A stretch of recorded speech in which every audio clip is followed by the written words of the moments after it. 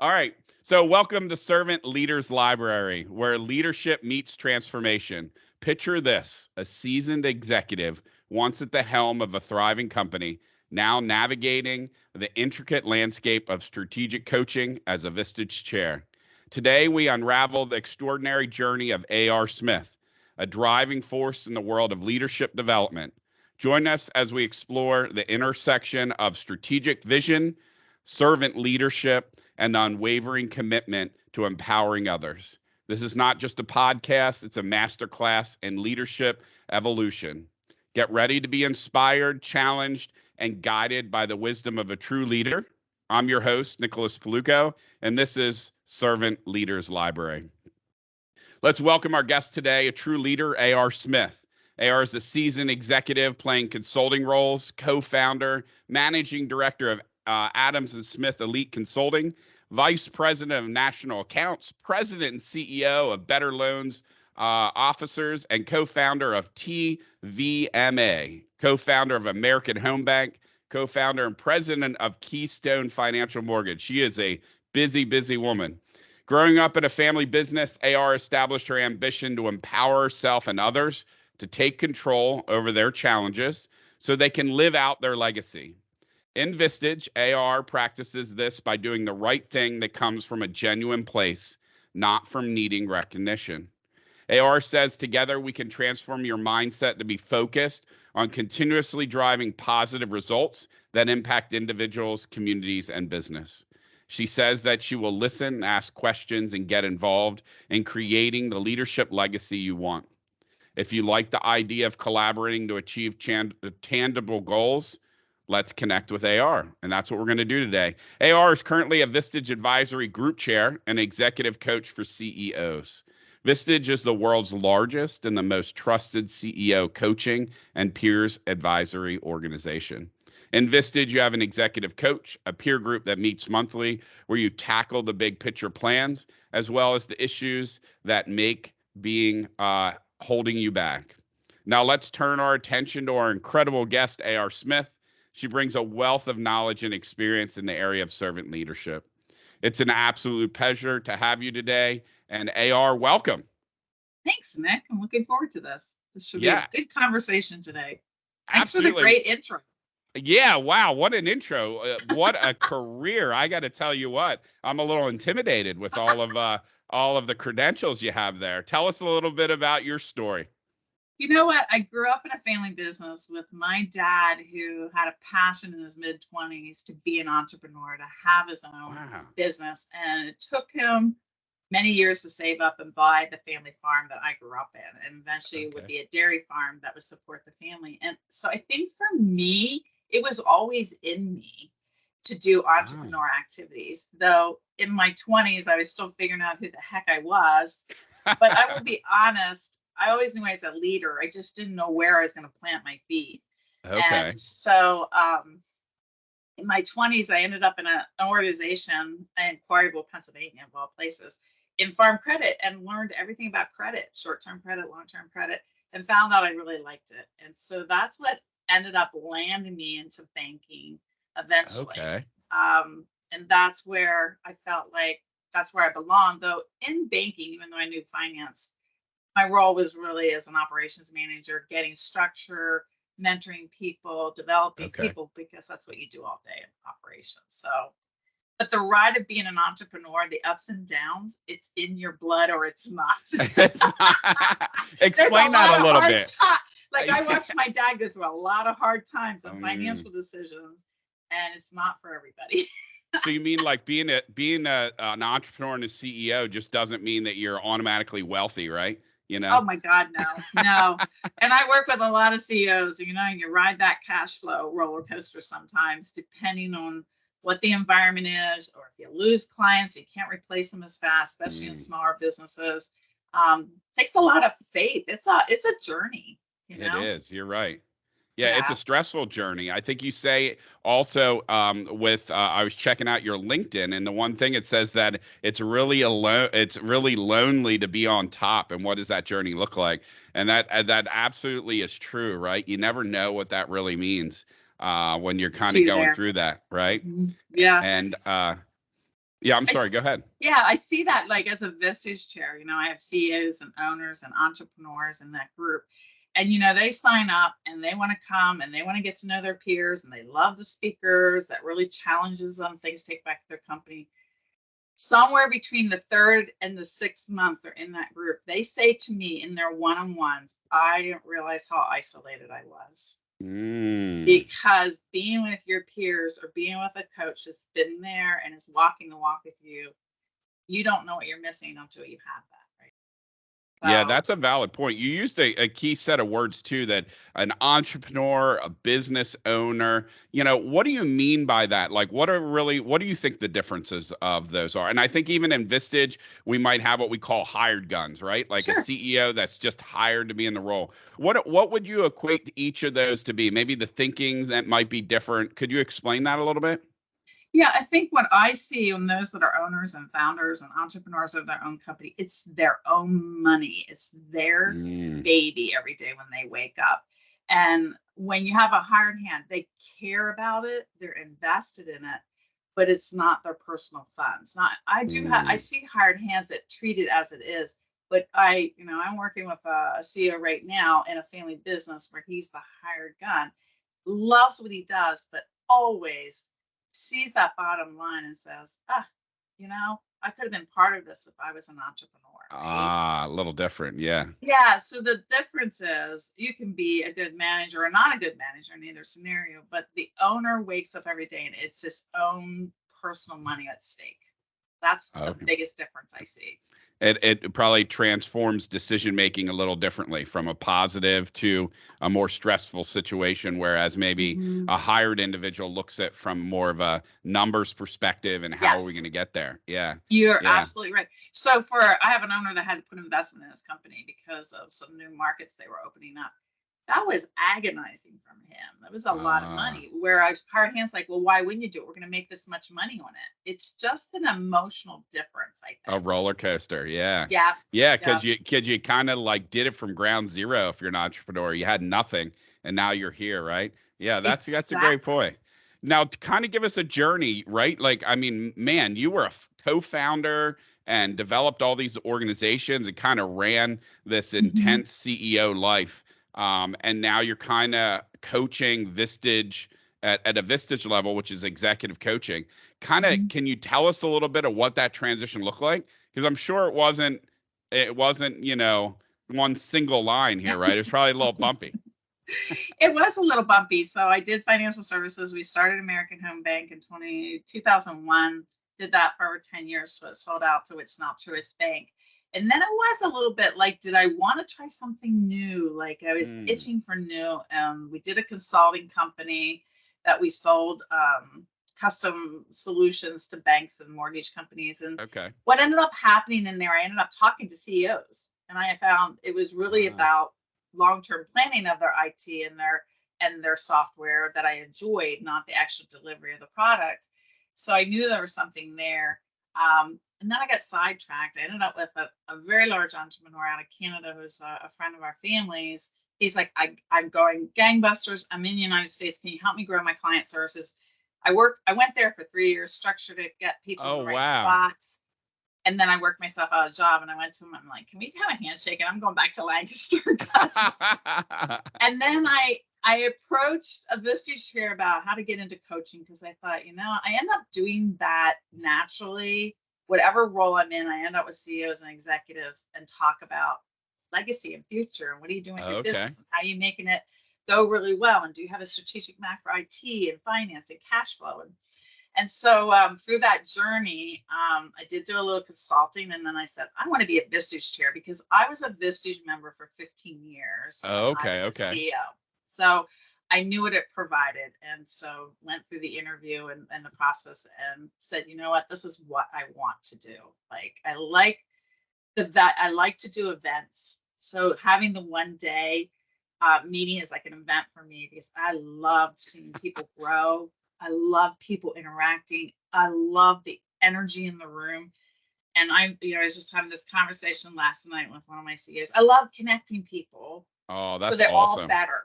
Like they're better. They don't need to connect with just me. They really need to do the deep work with each other. So a lot of cool things like that's happening right now. And that just makes me excited. That's what lights me up every day. That's really cool, because when you get into kind of like the definition of kind of like servant leadership, right? I mean, you just define that, right? You led and went forward, developing these organizations, but each and every time that you went through that, you just said, well, I did it for the greater good. I did it for other people. I'm here to coach and develop. Kind of explain to us kind of your philosophy that you just went over. How does that fit into servant leadership, or how does that influence kind of how you go about every day? So I'm going to tell you a little story. I was in 6th grade, and it always has stuck with me. The teacher said to me, or the class, I want you to write what you want to be when you grow up. And so we all wrote our little essays, and kids are writing, I want to be a doctor, I want to be a fireman, I want to be a farmer, whatever it was. I did not write that essay. I wrote the essay that I want to grow up and I want to empower people to make it a better world. Wow. And I remember the teacher pulling me aside. I can still remember this. We were on the playground. She pulls me aside, and we had a little chat about my essay. And she said, well, you know what? That's a really lofty goal. I hope you can accomplish it. Wow. But it has stuck with me, and that really is my guiding light, my purpose to this day. I mean, the words might get a little more sophisticated, but I think it's always been kind of with me. I want to put into others to make them the best they can be. And I truly believe it comes back to you, right? Yeah, absolutely. Yeah, I love giving it away. And it's been with me for a very long time. Wow, that's an awesome story.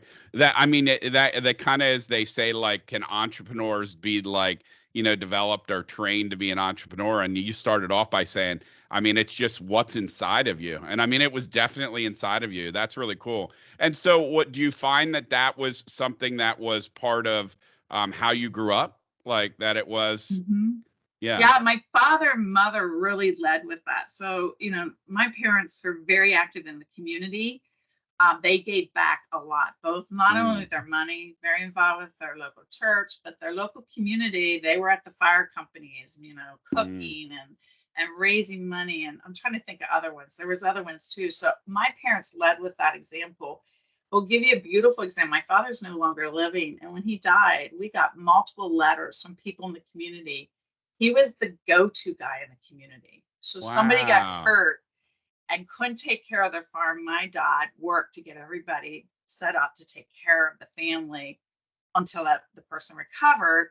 Or if they had a problem or they had an issue, my dad was the go-to guy. And so I think I just watched it and observed it.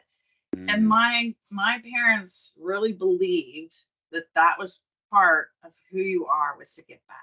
Right. And I still live that mantra. It's to give back and to be generous. Yeah. It just fills your heart up to hear that. I mean, he's kind of like a guardian angel to all those people, right? Like, that's amazing. And it kind of, you learn a lot from that. Yeah. And he was the biggest introvert you would ever find. He was not a big personality guy. He was more quiet and steady and just made it happen.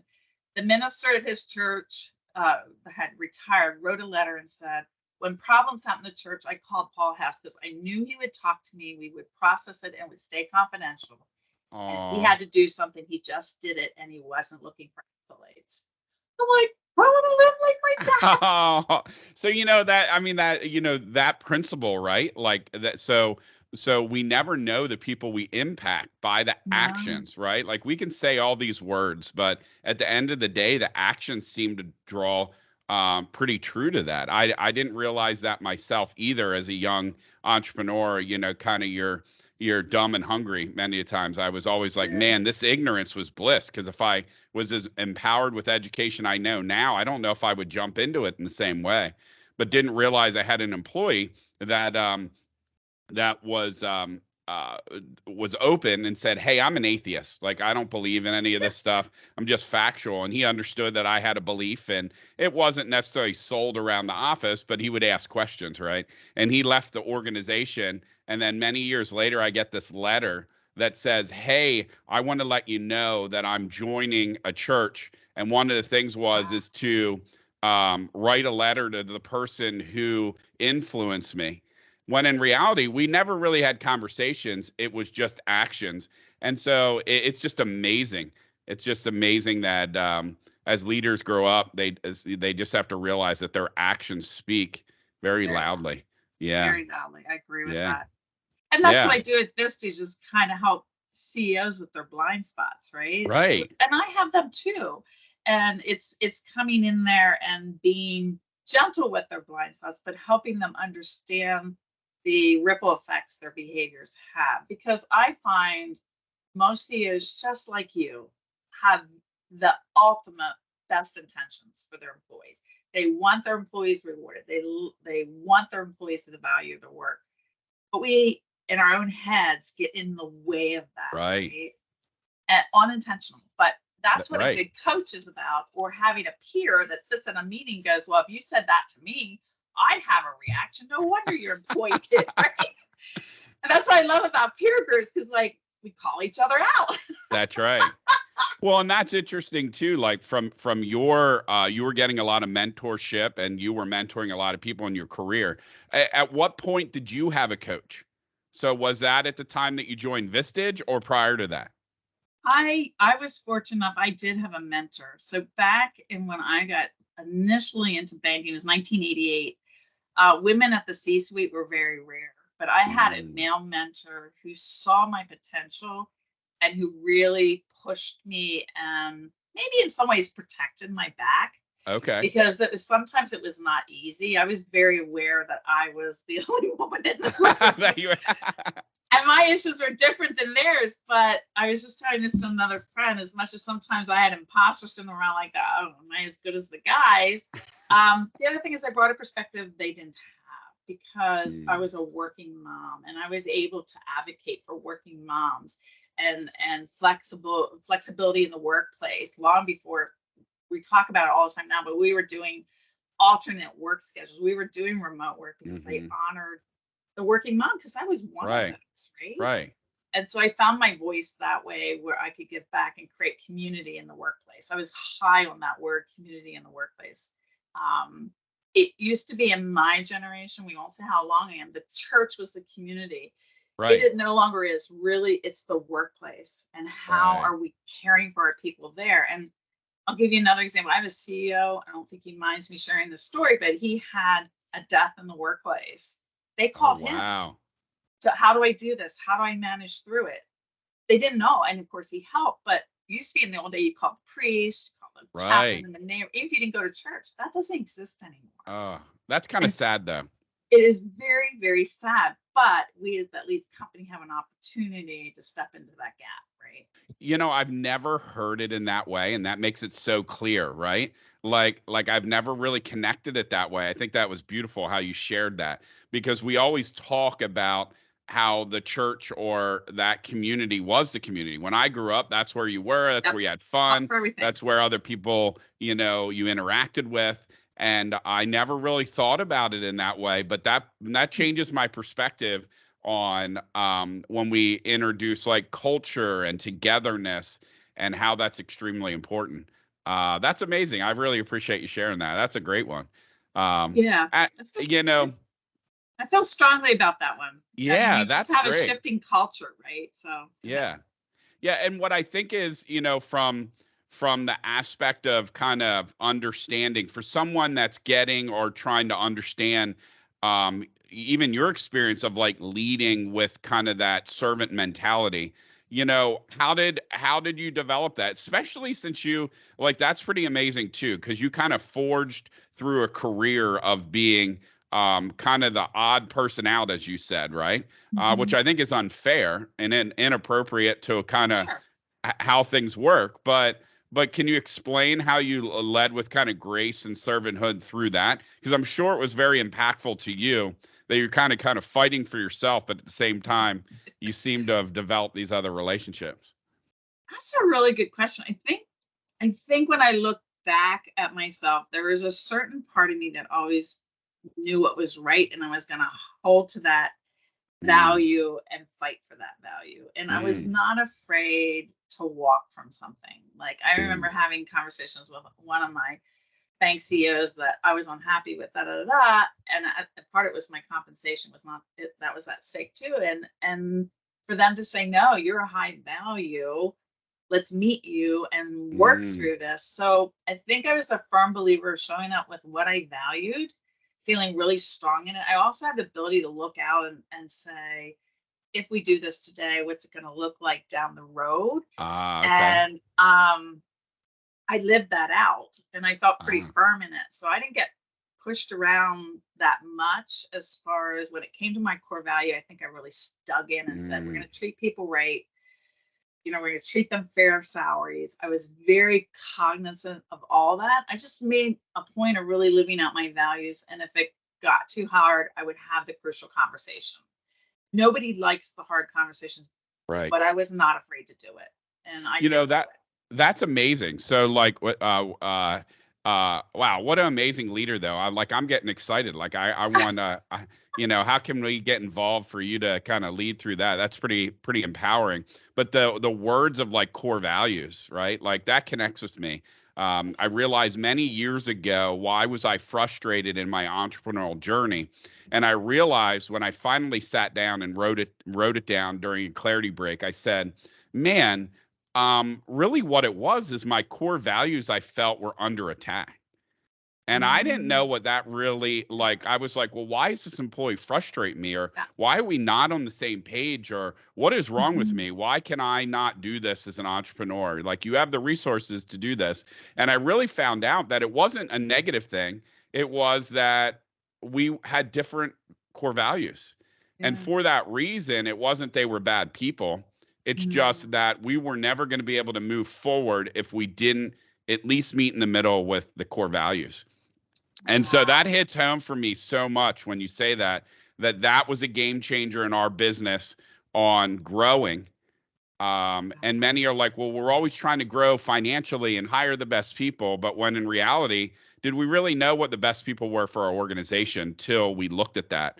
And that was a defining moment. And so I think it's really neat to hear that you figured that out a long time ago. So, how you can share that as a coach now is very empowering. Yeah, it's funny looking back. I don't know I could have said it when I was in it, but looking back and observing it, I know that's what it was about. And I used actually have people say to me, there's like some kind of core guiding thing with you. Like, and I'm like, oh, let me connect the dots here. I can connect the dots better for other people than myself. Let's be honest. So you were saying about a coach. I still have a coach, right? Okay. Tell us more about that. I think it's so important because I want to show up as the best I can be as a coach. So I get coached too. And that makes me be a better coach to have a coach, right? And it's like a friend of mine is a therapist, and she says, I have a therapist too. She's like, I'm a better therapist because I meet with my therapist once a month, right? And so that's always stuck with me. So coaching, I think, is about keeping us to our core, but helping us with all those blind spots, right?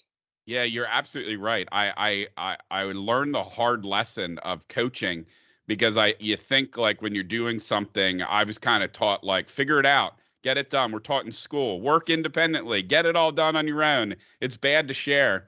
And out of my Vistage experience, I had a CEO retire and was no longer in the group. So that's kind of a sad moment because you have someone that you're learning from, right? And so I humbled myself and I said, you know what? You got to step your game up. Even though I was in Vistage, I wanted to learn from somebody that scaled at a certain level. And I called him and I said, will you be my coach? And he goes, I have one question for you. And when you come back to me, if you answer this question, I'll decide if I'll take you on. And he goes, because I don't take many on. I want to be retired. I have grandchildren. And he said, what does it look like the day that you are retired? What time do you wake up? What do you do? Where do you go? And how do you do it? And I'm like, his name is Michael. And I'm like, Michael, dear God, what does this have to do with executive coaching? He goes, if you can't answer it, I don't think it's important that we have a conversation. And I was like, wow, this is nuts. This is like, really? But I really had to sit down and think about it. Right. And I went back to him and I told him, and he goes, wow, that's one of the best answers that I've ever gotten. All right, let's move forward. And I said, no, we can't move forward. I got to understand why you asked. And he goes, because everything that we do is the end in mind. However, you all have personal financial plans, you have business plans, you might have an exit plan, but have you thought about your personal plan? That's right. And he goes, I want to coach someone that knows where they are going to be personally, because too many people retire and just sit and stare at the wall because they know nothing other than their business. And he goes, so I don't want to coach you into that. And it blew my mind. And so we still get together, and he still challenges me every day. And he ends the conversation with, should we schedule another appointment? Do I still bring you value? And I was like, oh man, all right. He is so selfless. He's on vacation. He takes his iPad and he'll still meet with me. So what a great guy. But the power of Vistage, I'll tell you that. Oh, yeah. I love that. How do I still bring you value? Oh, yeah. I ask my group that once a year. Are you getting value? How am I bringing value? And what can I do differently? Right? Yeah. We're all in this learning, curiosity, challenging world, right? So let's challenge each other. Yeah. Every day. Oh, we all come into our meetings, right? Like we're awesome, and all we say is the positive things. And so the day that we build, as Patrick Lencioni says, like, till we have trust, we really can't be open and honest. And so I found a lot of times we come in all awesome. I'm great. Business is great. But the real work gets when, hey, I have a problem. And so, that is a big downside of leaders, is the willing to ask for help. Right. Because you're used to solving everybody's problems. I know. That's the journey I'm on as a coach. And so I'll give you this funny story of two guys in my group that are really good with technology. And I fumble around trying to get my laptop back. One day, and I'm thinking, I'm teaching these guys to ask for help, and I'm not doing it. I gotta lead by example. They're like, sure, no problem, bring it over. Why do we not want to ask for help? Right. It's crazy. And if you look at the other generations, many of them have no problem asking for help because that is kind of what, what's available to them. Yeah, that's amazing.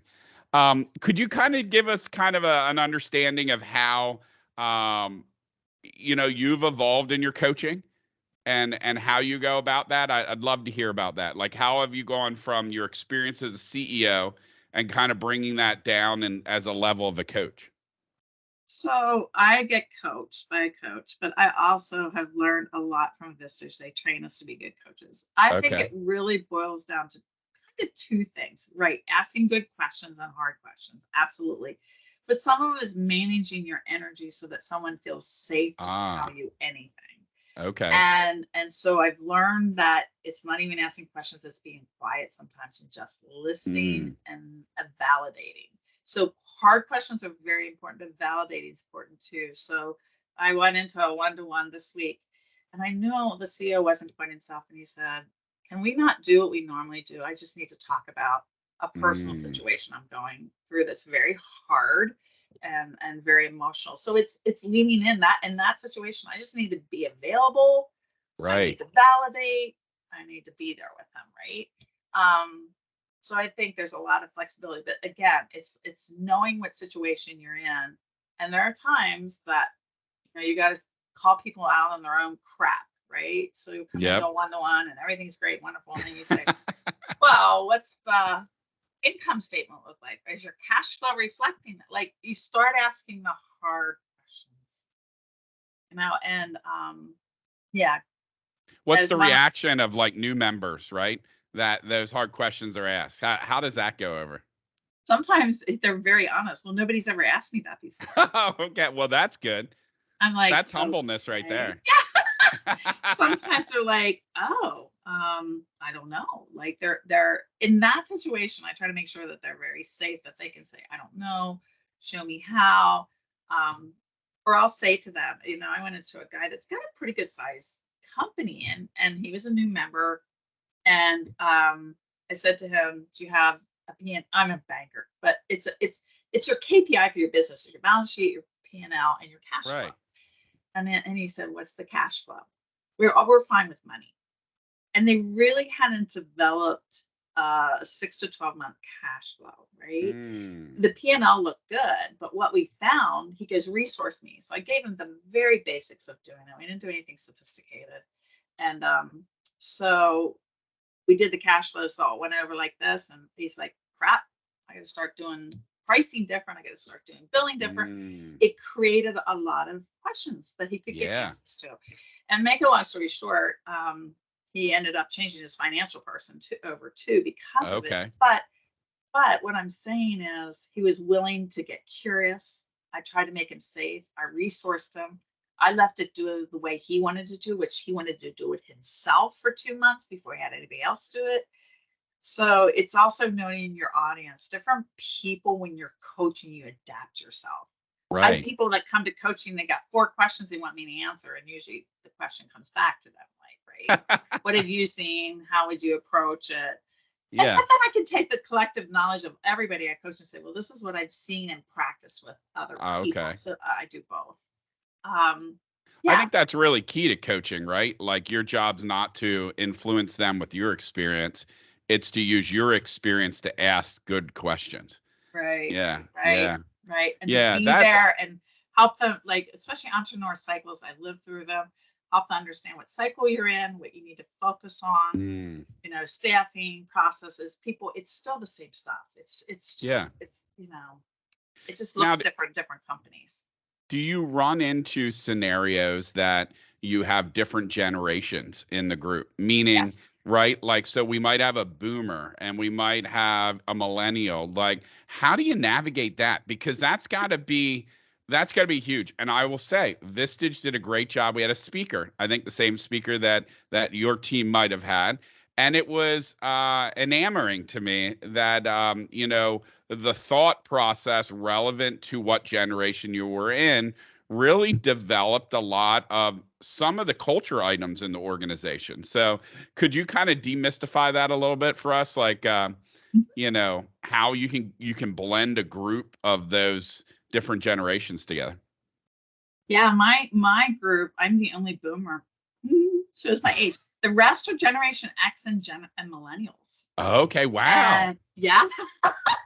I will first say lots of humor because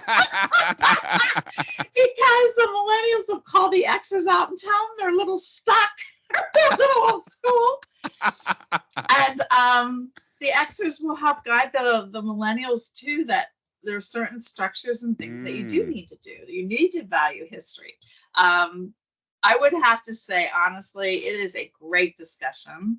My millennials probably bring the most flexibility, remote work, how it's working, how to measure. They're very much about empowering and measuring by outputs, where Xers want to know all the processes to get to the outputs. But I will say, honestly, I think it's humor. We do laugh at each other, and we do not take each other that seriously when we call each other out on it. That's a good one. I think that's really great. And what's really cool is from your perspective, you're kind of, as you said a minute ago, you're kind of like melding to their style, which I think is really important. I've had some coaching that it's very much about their style, which makes it really hard to connect, right? Like you're not able to connect with that person because it feels like you're being talked at. Like you should do this, you should do that. So you bring a style of adapting, which is what we all do as good leaders, right? And then, you know, asking really great questions. So I think that's really, really important to hear. Yeah, I learned from one of my millennials. He runs a pretty good sized company. And I'll tell you this story. I learned this from him. So I got a bigger car than I've ever been used to driving. And so I pull in this parking lot, and I was a crappy parker. Parked too close to the line, too far from the curb, too close. And everybody in the office could see. And it'd be like, he'd come out and go, they're all laughing at you, AR, because you don't park that car for your car. And I said, oh man, I got to perfect that. He goes, no, AR, you be you. That's a good thing. You made that. Oh, that is great. And so I use that a lot in coaching. Be you, be your best you, but be you. And if you're quirky, or you have different things, it's okay if those things don't hurt other people, right? And so I have kept that. And I use that with the Xers because they're kind of shadow boomers, right? Right. And I say to them, show up with who you are. And we use the superpowers in our group. What is your superpower? That's a good show one. up with your superpower, right? It's okay that you're not good at everything, right? Yeah. And, millennials are always hitting the Xers. Why don't you ask for help? I ask everybody for help, and they do. And my millennials will call anybody in the group and be like, I never did this. Do you know how to do this? And they do their research. They do their homework. So that is interesting. Something you said a lot of interesting things there, but that's really cool too, because if we're humbled to realize that we can learn from anyone, I think that's really key. I kind of grew up in a generation of like, I'm older than you. So that means that the people that I was trying to emulate are like, well, I did it, so I'm smarter. And whatever you say, because you're smaller and just new, you probably can't give me any value. Like, that's kind of how I grew up in the industry, which was really frustrating, right? Because I'm like, I have some value to bring. And, so it changes kind of your mentality of how you approach things. And if you get into a group or work, it kind of, it tells you, okay, go find like-minded people, because, don't not find people that aren't willing to lift you up. Right. And I heard a quote or a video the other day that says, who your friends are the ones that lift you up, not the ones that bring you down. Right. And so that kind of resounds in me all the time, because every day you go through a new journey in your business and you meet new people, and, it really, as you get older, it shrinks. Right. It's like, well, I only need to be around these type of people, because they lift me up. And so, yeah, that's great. That kind of moved me into a tangent. I didn't mean to do that. But it's about managing your energy as a leader, right? So I can be tired today, but I need to manage my energy, because that's what people relate to. When I go to a Vistage meeting, I'm on, no matter what I'm dealing with. I'm bringing energy, because they feed off that, and they feed off each other. And that's just great leadership, though, right? Like, I've heard that from my staff. They're like, hey, listen, they're like, you're going through a lot of things. Hey, some days you got to fake it till you make it, because we're here to lead these people. Yeah. Leadership is selflessness, in my opinion, meaning I'm here to serve them, and they're not here to serve me. We're here as a group to help each other. I think in my career, I don't know about yours, I didn't realize what it meant. I thought I was weird, right? Like, being someone that could think further ahead, and my speaking might have been different because it was so big, that I was hanging out with people that didn't know big thinking, and I thought I was nuts. Yeah. Like, I thought, oh, wow, you're a weirdo. Sure. Like, you have no idea what you're doing. And we went through an exercise the one time and realized, wow, there's other people like me. And this sounds really weird, but it was very empowering to realize there is a group of people that think this way. It's just you're not surrounding yourself with them. So it's difficult for you to understand yourself in this journey now, as the business grows. So, I think it's really cool that you're adapting to all of the people's journeys, which is pretty neat. Yeah. It's fun. Yeah. It is fun. Yeah. I love to be with different people and different journeys, and I love celebrating. A couple of the guys had the best year ever this year. Like, that's awesome. That's what you wake up to do, right? Yeah. To have them do you have like a really cool story? You have a lot of great stories, but like a specific story that coaching led to a really big transformation for someone? You want it about me or someone else? Oh, anyone, anywhere you feel comfortable. I think for me, coaching a couple years ago, I had a coach that said, is it more important to be right or to have relationship? Oh. Because I like to be right. And I like to kind of get there because I know I'm right? And I realized that in some of my interpersonal relationships, having to be right, even with some of my kids, I had to let all that go and go for a relationship. And that it's a mindset change more than anything. Okay. Right? And when you mean define to you the relationship piece of that. So what, instead of showing up and having an opinion on everything, you do a lot more listening and validating and saying, hey, that's great. And you don't give opinions until you're asked. And I could be like, oh, I see that. Why didn't you do this? And that would do this. And I zipped it up. And I said, you know what? the relationship and letting them to feel like they have a place to talk.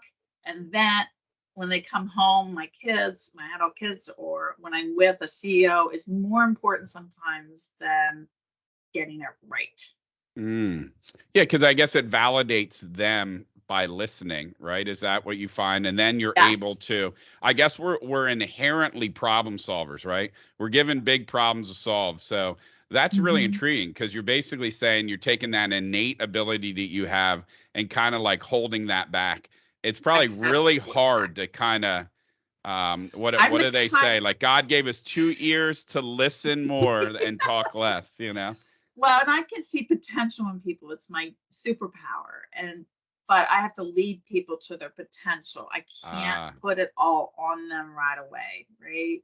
And so some people's journey is 2 years, but I get to put in bite-sized pieces. That's the other thing is give it to them in bite-sized pieces because we as human beings can't change that quickly.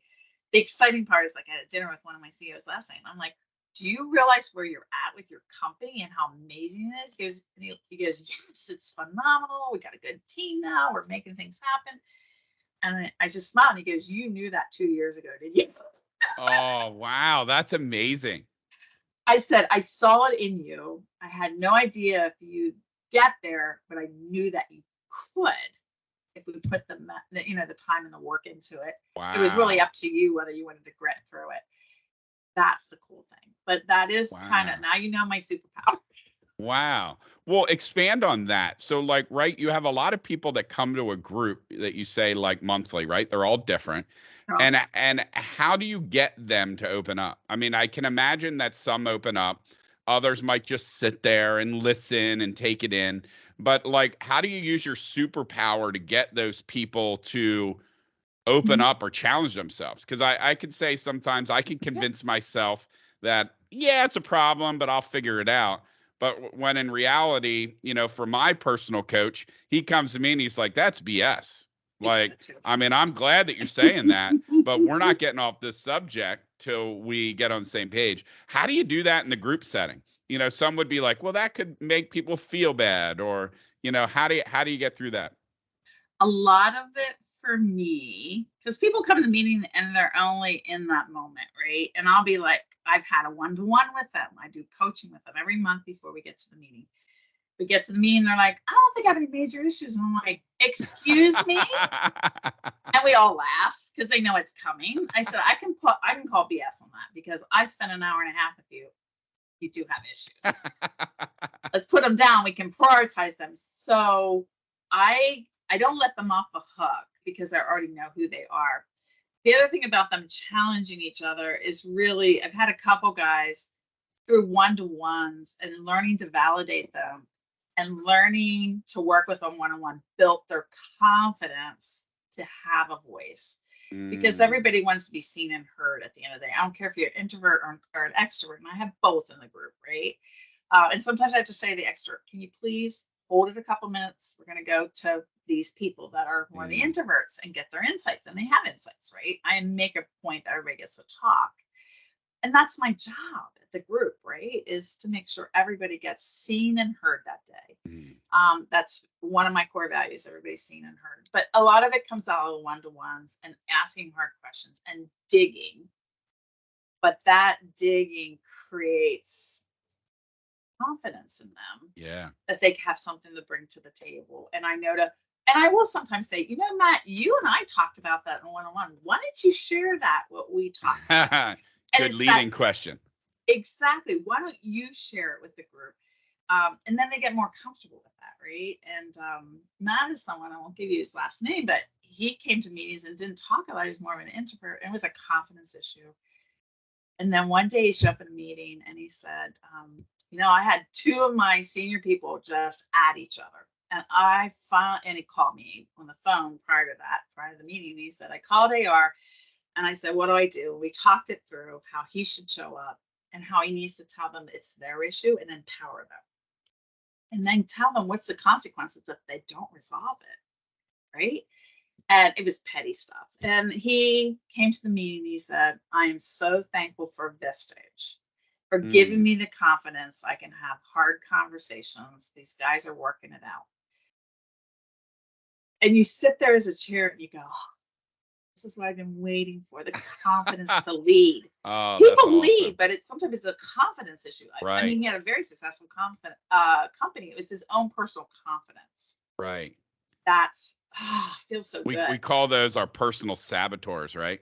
Everything that sabotages us is we all have them, and it's how do we figure out what our saboteur is, right? Right. Yeah. Right. There's a book about that, and it's pretty amazing. And so I had read that book, so I named my saboteur, and I gave my team permission to play when they saw the saboteur came out. And so I would say, they're like, "Hey, Dirk's coming out," and I'm like, "Oh, all right, reset." And so, but although it was funny, right? It was kind of you using some of your core values that are funny.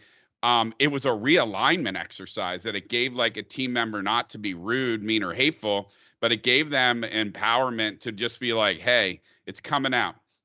And mine was more self-sabotage sometimes. And so it was like, hey, listen, in the comfort of your team.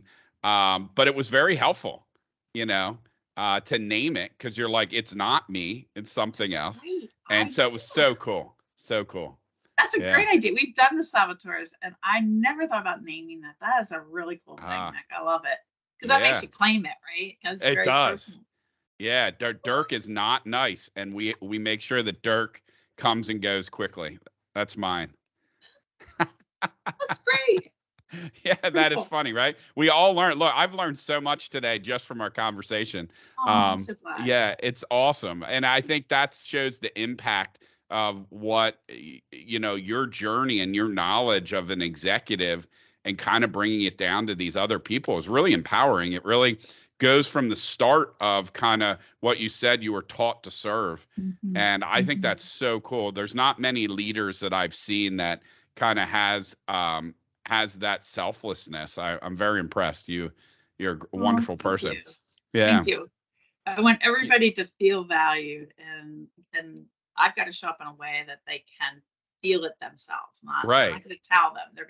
I'm going to lead them to a place that they know their value, right? And they feel seen and heard. Yeah, that is wonderful. What would you say, like from people that are listening that are maybe executives, or they're striving to get into kind of that executive role? Like, what are like 3 things that would be advice that you would give them, as a whole, like that are leading teams or leading companies? What would be advice that you would give? Get to a place you can learn. Whether that's having a mentor, a peer group, a coach, whatever that is, choose to learn. A constant learning is with us. Put yourself out there and learn, even if it's in your own company. Learn the new technologies, learn the new things that are coming down the pipe.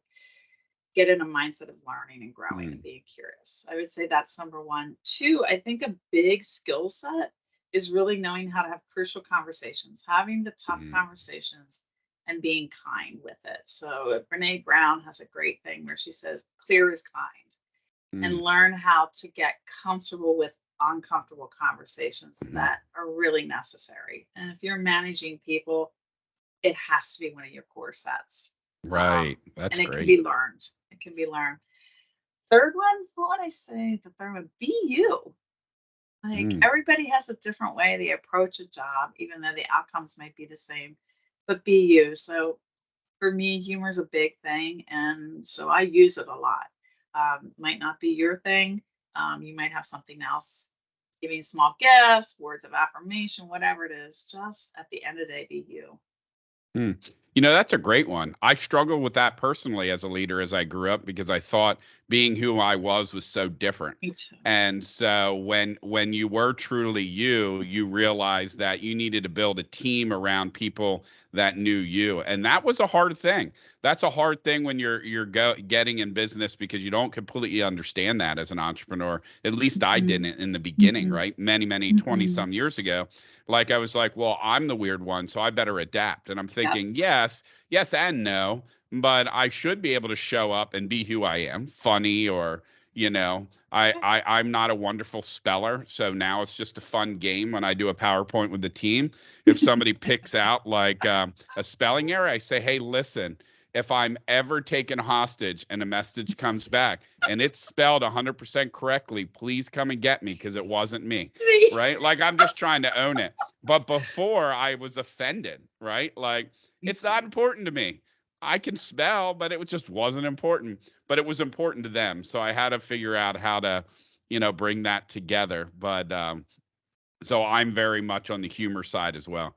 But yeah, that's great. Those things are amazing, and I think it takes a long time to develop those things. Would you say that there's any, as we start to wrap up today, like any for anybody that loves to read? Do you have any great books that you love that might have influenced you?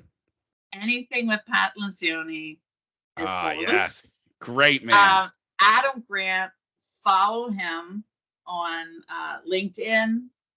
He gives great snippets all the time, as well as read his books. He's got another one out, Hidden Potential, that I'm reading right now. The other one is Daniel Pink.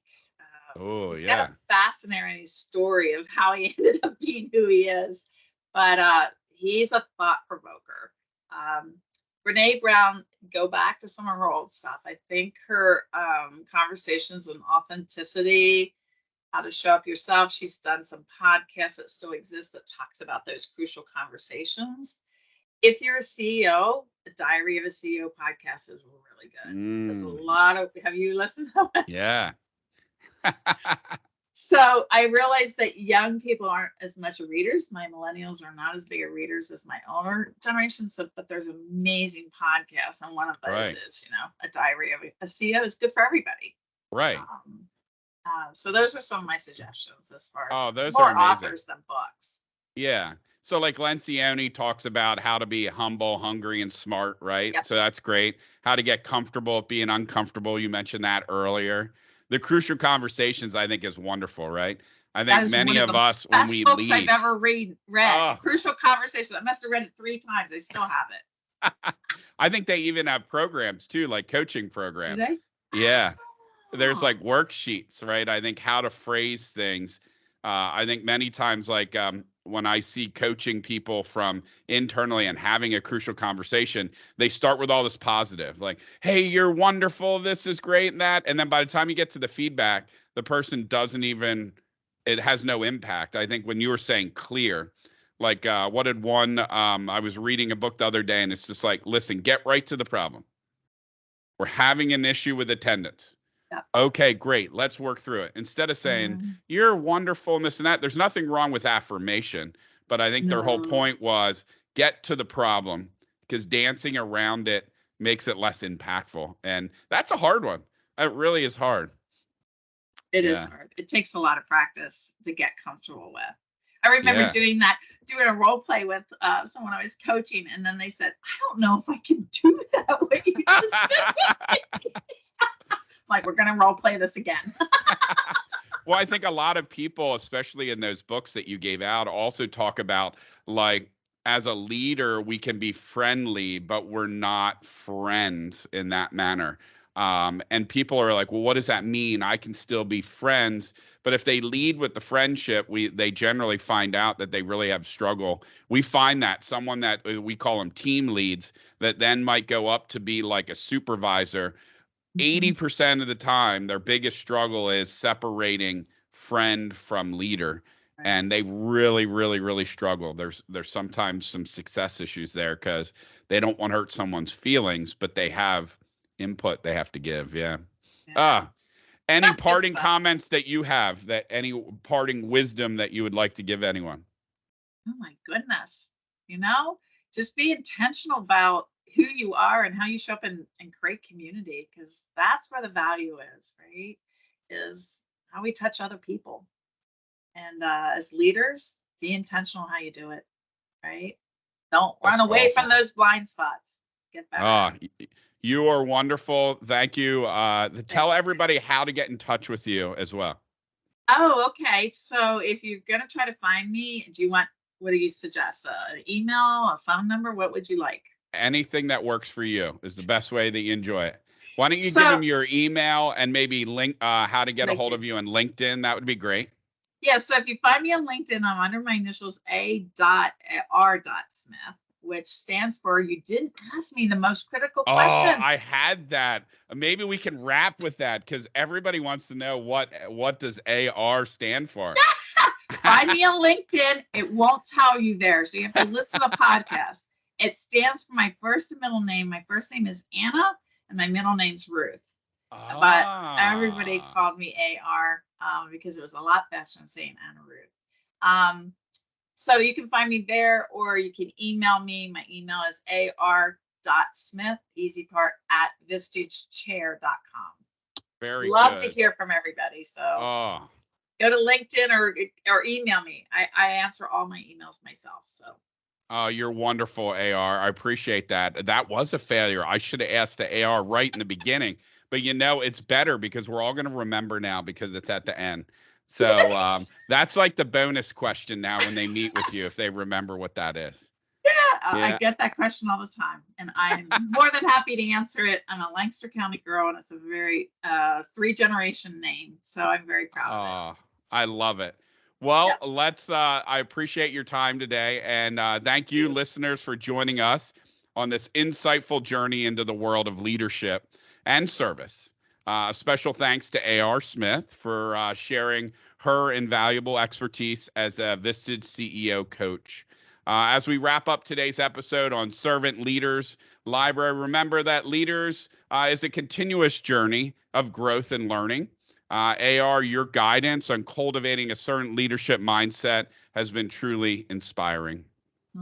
If you enjoyed today's conversations, be sure to subscribe, share, and leave us a review. Your feedback fuels the growth of our community. Stay connected with us on social media at one-to-one-inc.com to share your thoughts and continue the dialogue. And of course, a huge thank you to you, AR. Your wisdom has added immense value to the podcast, and we are grateful for the impact you're making in the world of leadership. Until next time, keep leading with purpose, empathy, and commitment to serving others. This is Servant Leaders Library signing off. Take care and lead well.